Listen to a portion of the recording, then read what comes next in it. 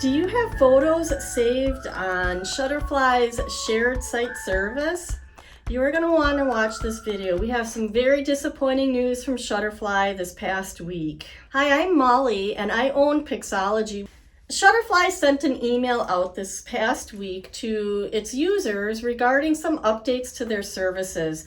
Stuck in at the end, they mentioned that their shared site service was going to be discontinued in March. It really was tucked in at the end. I even missed it when I got the email, and this is very disappointing. The shared site service has been used by schools and sports organizations, even retirement communities, for people to easily upload a batch of pictures and then share them with other people who'd be interested in downloading them or ordering prints and more. I created a shared site service just to try this out to see how it works, and Shutterfly actually let me make it even though they're discontinuing it in March.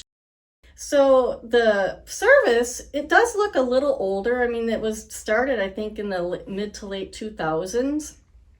And the functionality is extremely basic. I could see that Shutterfly wouldn't want to spend the money in investing it to a more modern look and feel with all the new types of technology that are out there, but Shutterfly's just going to shut it down. So people need to know how to save their photos. It's not easy.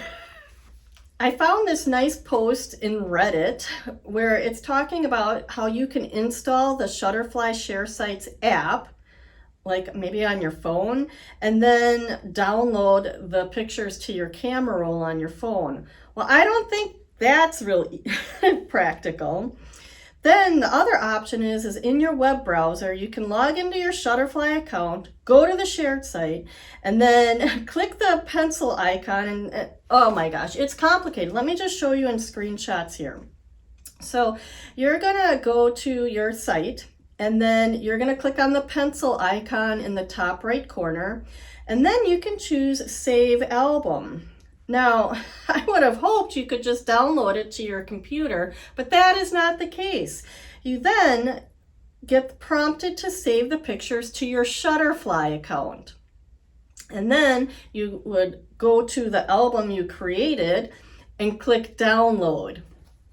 Then you'll get a little message that it's preparing your photos, and then you're going to get a link sent to your email when it's done. Then you have to go to your email and open it, and then click the link, which takes you back to Shutterfly to actually download the folder. In your downloads folder, then you'll open up the zipped folder. You'll have to extract it on a PC or just double click it on a Mac.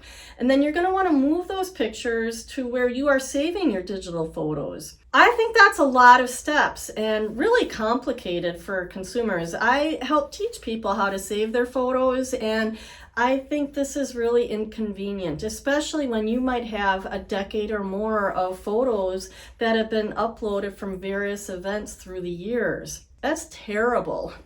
If you need help figuring out how to download your photos and work with your photo collection and all, and need a plan, click the link up above. This is where I have a masterclass on saving your photos once and for all. It might be of use to you. That's it for now. If you have thoughts or comments or tips that you want to share, leave them in the comments below, because you might help someone else who's also trying to figure out how to get out of this situation.